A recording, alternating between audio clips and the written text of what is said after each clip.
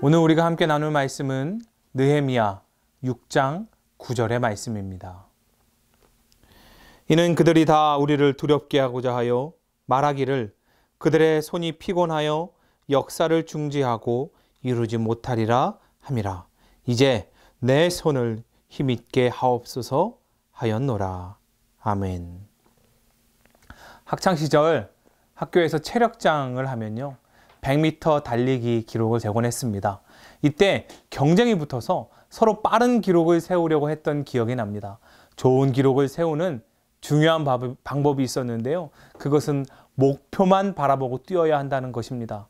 같이 달리는 옆 친구를 바라보거나 혹은 구경하고 있는 친구들을 바라보면서 곁눈질하면서 달리면 발이 꼬일 때도 있고 지그재그로 달릴 때도 있습니다. 당연히 기록이 좋지 못하지요. 목표를 똑바로 보고 끝까지 달리는 것은 참 중요한 일입니다. 우리의 삶도 마찬가지예요. 우리가 목표한 바를 향하여 달리는 것이 중요합니다. 하지만 그것이 그렇게 쉬운 일은 아닙니다. 주변에서 들리는 소리도 많고요. 유혹도 많습니다. 누구나 흔들리고 좌절할 수 있습니다. 하지만 그렇다고 해서 계속 엉뚱한 대로 갈 수 없습니다. 스스로를 패배자라고 생각하며 좌절할 수만은 없다는 말입니다. 바로잡고 끝까지 가야 하는 것입니다. 오늘 느헤미야의 태도를 보시죠.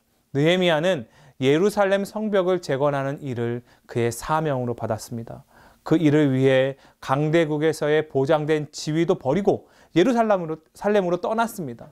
일을 하는 동안에 위협을 엄청 많이 받았습니다. 모함도 받았습니다. 그럼에도 불구하고 그는 자신이 해야 할 일, 자신이 완수해야 할 사명을 결코 잃어버리지 않았습니다. 끝까지 감당하지요.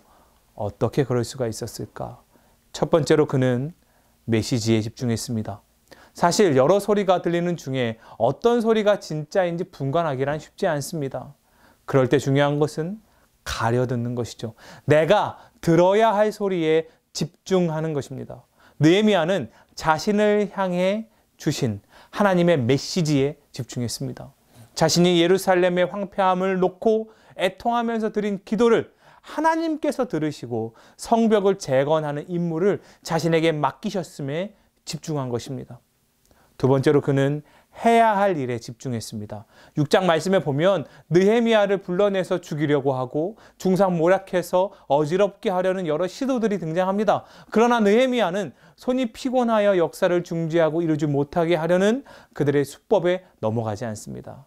어떤 방해가 있어도 그는 묵묵히 자신에게 맡겨진 일을 감당할 뿐입니다. 때로는요, 머리로 생각하는 것보다 손과 발을 움직이는 것이 나를 흔들리는 것에서 건져내는 방법이 됩니다. 느헤미야는 묵묵히 맡겨진 일을 해나가며 이겨내고 있습니다.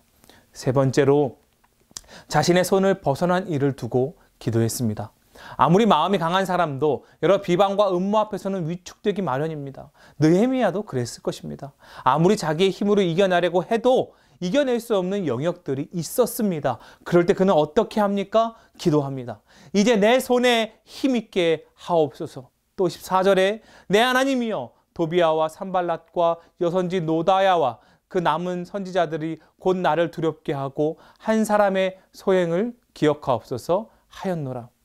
여러분, 우리의 삶이 흔들릴 때에, 위축될 때에, 두려울 때에 느헤미야의 태도를 기억해야 합니다.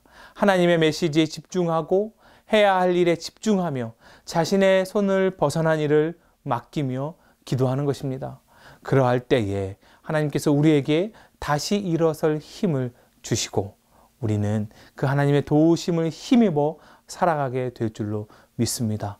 그렇게 하나님과 함께 해 나아가는 여러분의 그리고 우리의 삶이 되기를 주님의 이름으로 축복합니다.